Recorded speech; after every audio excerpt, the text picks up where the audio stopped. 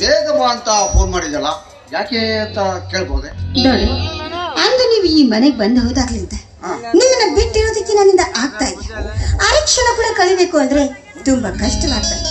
ಕ್ಷಣ ಅನ್ನೋದು ದಿನವಾಗಿದೆ, ದಿನ ಅನ್ನೋದು ಯುಗವಾಗಿದೆ. ಅಬ್ಬ, ನಿಮ್ಮನ್ನ ಬಿಟ್ಟು ಖಂಡಿತವಾಗ್ಲೂ ನನ್ನಿಂದ ಇರೋದಕ್ಕೆ ಸಾಧ್ಯವೇ ಇಲ್ಲ.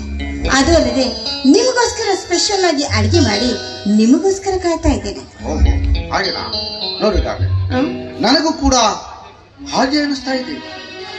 ಯಾವತ್ತು ನಮ್ಮಿಬ್ಬರ ಪ್ರೀತಿ ಸಮ್ಮಿಲನವಾಗಿ ಹೆಮ್ಮರವಾಗಿ ಬೆಳೆಯಿತು ಅಂದಿನಿಂದ ನಿನ್ನನ್ನು ಬಿಟ್ಟು ಬೇರೆ ಯಾವ ಹೆಣ್ಣನ್ನು ಸಹ ಕಣ್ಣೆತ್ತಿಯೂ ನೋಡಿದವನಲ್ಲ ಈ ವಿಷಕಂಠ. ಶಾಂತಲ, ಈ ನನ್ನ ಪುಟ್ಟ ಹೃದಯದಲ್ಲಿ ನೀನೇ ತುಂಬಿಕೊಂಡಿದ್ದೀಯ.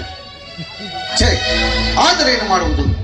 ಈ ಹಾಳಾದ ಮ್ಯಾನೇಜರ್ ಹುದ್ದೆ ಸಿಗುತ್ತದೋ ಇಲ್ಲವೋ ಅಂತ ನನ್ನ ಮನಸ್ಸಿಗೆ ತುಂಬಾ ಬೇಜಾರಾಗಿದೆ. ಶಾಂತ, ಅದ್ರ ಬಗ್ಗೆ ನೀವ್ಯಾಕೆ ಯೋಚನೆ ಮಾಡ್ತೀರಾ? ನೋಡಿ, ಆ ಹುದ್ದೆ ನಿಮ್ಗೆ ಸಿಗ್ಬೇಕು ಅಂತ ನಾನು ಸರಿಯಾದ ಒಂದು ಪ್ಲಾನ್ ಅನ್ನ ಮಾಡಿದ್ದೇನೆ. ಅದು ಹೇಗೆ ಶಾಂತಲ? ಈಗ ಬರ್ತಾ ಇರೋ ಉದ್ಯೋಗದಲ್ಲಿ ಇಂಟರ್ವ್ಯೂಗಿಂತ ಬಂದಿರೋರು ಹಣವನ್ನ ಹಿಡಿದು ಬರೋದನ್ನ ಬಿಟ್ಟು ಬರೀ ಖಾಲಿ ಪೇಪರ್ ಅನ್ನ ಹಿಡಿದು ಬಂದಿದ್ದಾರೆ. ಈಗಾಗಲೇ ನಾನು ನನ್ನ ಗಂಡನಿಗೆ ಹೇಳಿದ್ದೀನಿ, ಯಾವುದೇ ಕಾರಣಕ್ಕೂ ಹಣವಿಲ್ಲದೆ ಆ ಉದ್ಯೋಗವನ್ನ ಯಾರಿಗೂ ಕೊಡಬಾರ್ದು ಅಂತ. ಹಾಗಿದ್ದಾಗ ನೀವೇಕೆ ಅದ್ರ ಬಗ್ಗೆ ಚಿಂತೆ ಮಾಡ್ತೀರಾ? ಅಷ್ಟೊಂದು ಹಣ ನನ್ನಲ್ಲಿ ಇಲ್ಲ ಅಂತ ತಾನೇ? ನೋಡಿ, ರಾಜಶೇಖರನ ಸರ್ವಾಸ್ತಿಗೂ ಕೂಡ ನೀವೇ ಈಗ ವಾರಸುದಾರರಾಗಿ, ನಾನು ನಿಮ್ಮ ಜೊತೆ ಇರೋವರೆಗೂ ನೀವ್ಯಾಕ್ರೆ ಹಣದ ಬಗ್ಗೆ ಚಿಂತೆ ಮಾಡಬೇಕು?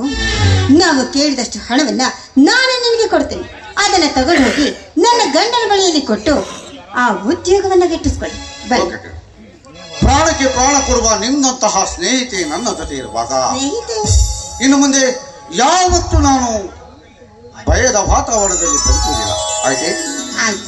ಅಂದ ಹಾಗೆ ಬನ್ನಿ, ನಿಮಗೋಸ್ಕರ ಸ್ಪೆಷಲ್ ಆದ ಅಡಿಗೆನ ಮಾಡಿದ್ದೀನಿ. ಬಿರಿಯಾನಿ, ಕಬಾಬ್.